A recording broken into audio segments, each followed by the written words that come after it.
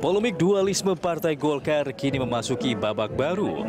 Wakil Ketua Umum Partai Golkar Kubu Agung Laksono, Yoris Raweai, berencana akan menggelar musyawarah nasional luar biasa Partai Golkar secepatnya. Rencana Munaslup sendiri akan digelar sebelum Pilkada serentak berlangsung pada 9 Desember 2015 mendatang. Agenda utama dalam Munaslup itu salah satunya akan membahas pemilihan Ketua Umum DPP Partai Golkar periode 4 tahun ke depan. Khusus Ketua Umum DPP Partai Golkar Kubu Agung Laksono dan Abu Rizal Bakri tidak diperkenankan untuk mencalonkan diri kembali sebagai Ketua Umum. Munaslup itu pun diakui Yoris setelah mendapat persetujuan dari mantan Ketua Umum Partai Golkar Yusuf Kala. Munaslup sendiri rencananya akan digelar pada Oktober 2015 mendatang. Lalu, apakah Munas luar biasa dapat menyelesaikan konflik dualisme di tubuh Golkar? Atau bahkan Munas tersebut akan menjadi babak baru bagi kedua kubu? Konflik dualisme Partai Golkar mulai mudah-mudahan menemukan titik terang. Jelang Pilkada serentak 9 Desember mendatang, Partai Golkar berencana akan menggelar Munas luar biasa sebelum Pilkada berlangsung. Dan untuk membahas hal ini sudah hadir di studio Wakil Ketua Umum Partai Golkar hasil Munas Ancol, Yoris Raweai.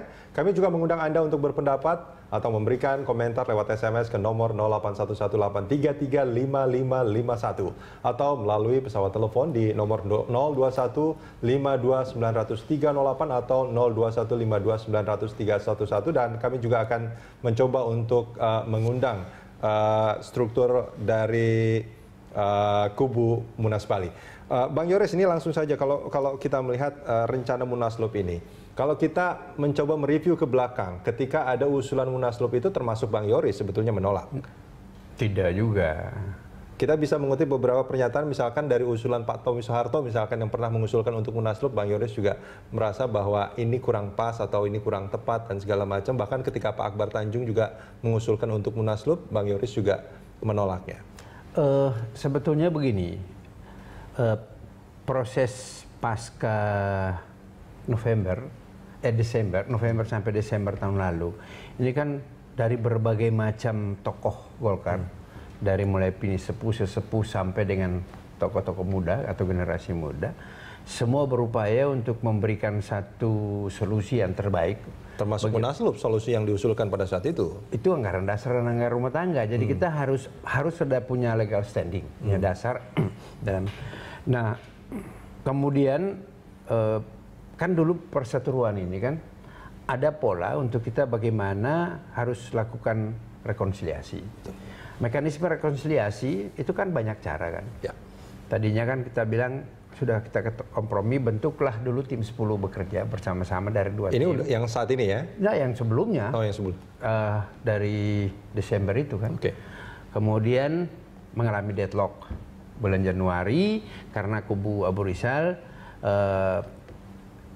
menginginkan bahwa kita tempuh jalur hukum.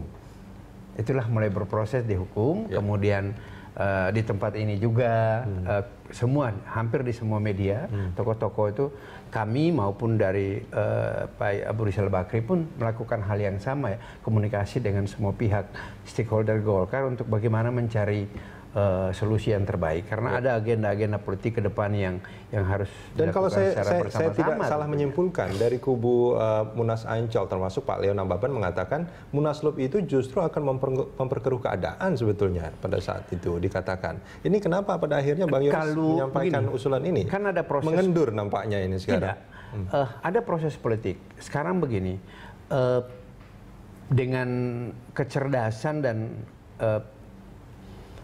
Pak Yusuf Kala mencoba mencari satu formula penyelesaian yang beliau melakukan komunikasi dari bulan Mei. Ya.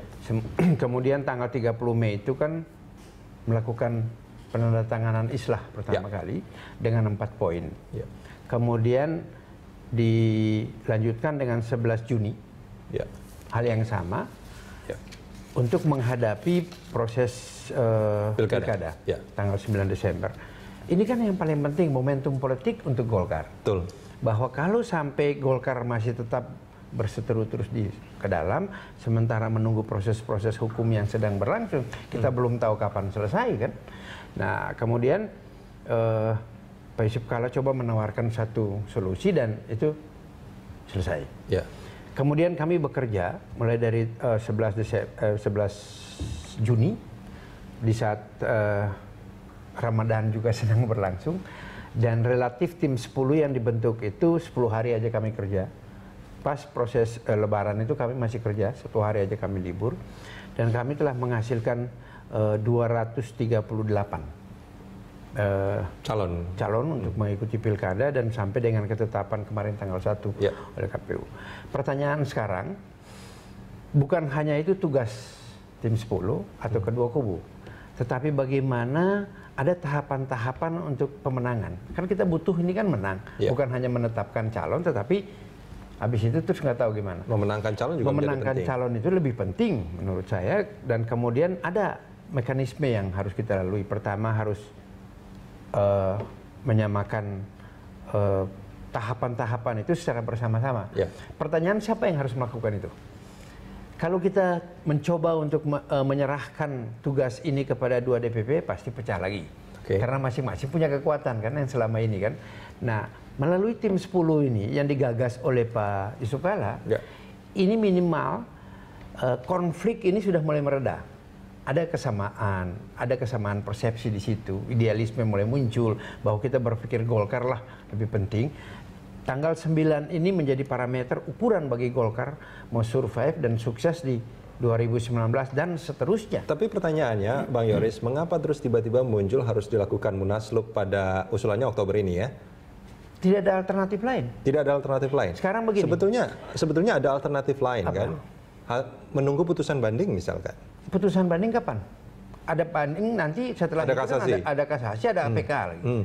Sementara ini bukan karena kubu Munas Ancol khawatir nanti putusannya tidak sesuai harapan. Oh tidak, saya pikir ini wacana di internal dan kita sudah bahas cukup panjang, termasuk dengan Pak Yusuf Kalla.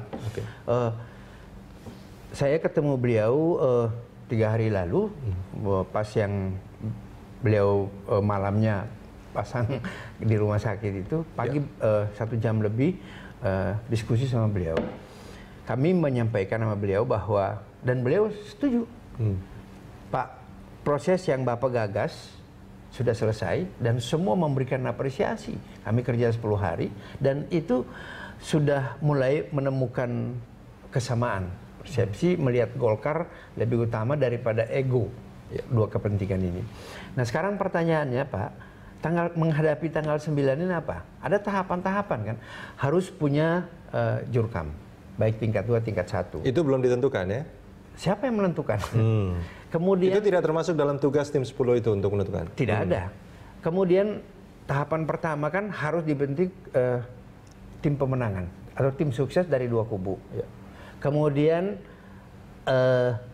mengatur tentang jurkam. Jurkam-jurkam dari tingkat 2 maupun tingkat 1 secara bersama-sama.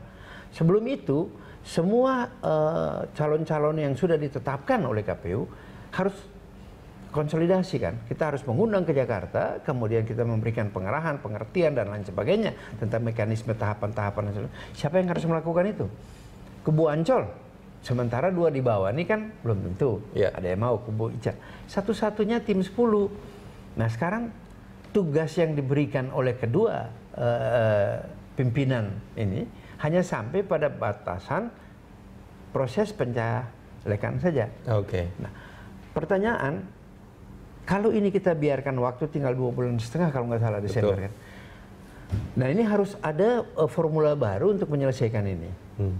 Agar Golkar definitif, Golkar yang solid, kolektif, kolegial, bersama-sama untuk mulai memenangkan tahapan-tahapan. Mekanismenya apa coba saya tanya? Saya nggak tahu. Alternatif. Selain itu. Satu-satunya Munas atau Munaslup. Di dalam pasal 30 anggaran rumah tangga kita tentang musyawarah dan rapat-rapat itu hanya ada dapat 2. Satu Munas, satu Munaslup. Nah, Bang Yoris, artinya kan gini, kalau misalkan Munaslup itu, ini apakah sudah koordinasikan, dikomunikasikan dengan kubu Munas Bali?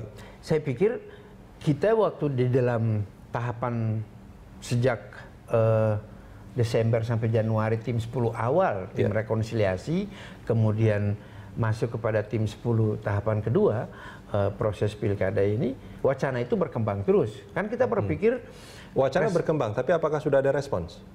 pasti ini bersama-sama kan. Kita berbicara tentang politik ini Responnya kan bukan apa? reaktif tetapi responsif. Responnya apa? Saya pikir semua berpikir punya pikiran yang sama. Tinggal bagaimana kita mencari formula yang terbaik, kemudian menyampaikan itu secara bersama-sama di kedua kubu. Tentunya pertama kepada kedua tokoh ini. Mereka ini tokoh yang kita harus hargai, kita hormati. Jadi apapun ini akan bergantung kepada dua ketua umum Golkar masing-masing Munas. Bang Yoris, kita jeda sebentar, kita akan lanjutkan ini di segmen berikut.